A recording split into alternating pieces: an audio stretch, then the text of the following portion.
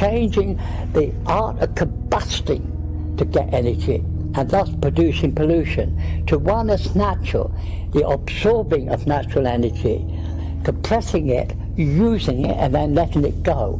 You burn nothing in the process.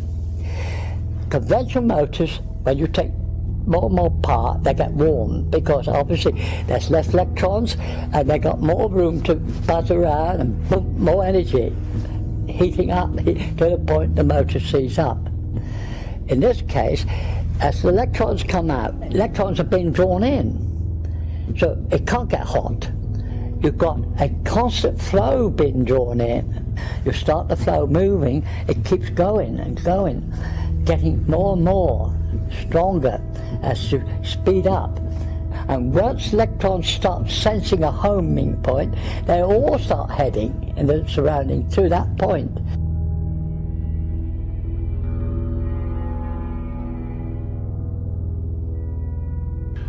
So relatively speaking, it is positive here, negative out here. Air is ionized, the current draws in the back of the center, and you have completed the circuit. This is Amy, just one of an uncountable number of negatively charged electrons seeking a positive destination. She finds the positively charged neodymium core irresistible and enters the Searl converter device, becoming part of an enormous reservoir of electrons. Inside the neodymium, Amy meets Neo, an electron from the neodymium core. These electrons are drawn to the powerful magnetic flux line penetrating the 4 layers in the Searl design. They join together, forming a boson pair, as they spin around the magnetic force, releasing them on their pathway to freedom. As they enter the gate layer, they are compressed, feeling pressure to exit the system. At the same time, they are pulled and accelerated by the magnetic layer. Their energy continues to increase, racing through the emitter layer, joining trillions of other boson pairs that form the eddy current on the surface of plate 1. The boson pair is captured by the roller and blasted into the positively charged neodymium core of the 2nd stage plate, repeating the activity into the 3rd stage of the Searl device. With tremendous energy, Amy and Neo are hurled forcefully into standard coils, where they are collected in the same manner as any generator of electricity. Nothing is created or destroyed.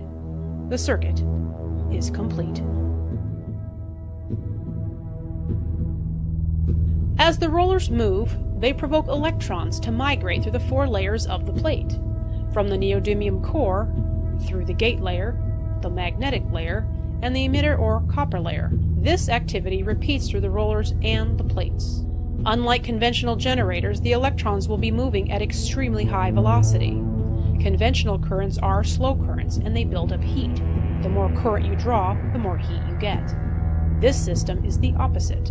The more current you draw, the colder it gets, for this reason. At the quantum level, the electrons are riding the magnetic field, not hitting the lattice of the atoms. The electrons find their path between atoms undisturbed, so they accelerate to higher and higher speeds. Rare earth has a different function altogether. That's why we call it rare earth. It likes more electrons than other atoms want. It stores them on another band. So if you've got this surplus electrons, they're easy to take off because they want a positive target. It's going to replace that shortage from the surrounding fabric, because that point's becoming a bit positive. So it will draw in electrons. It will pull more and more in than you're taking out. So the device will get colder and colder because the electrons are getting more compact. They got far less room to move. It is so cold that the material will change its state. It will become a superconductor.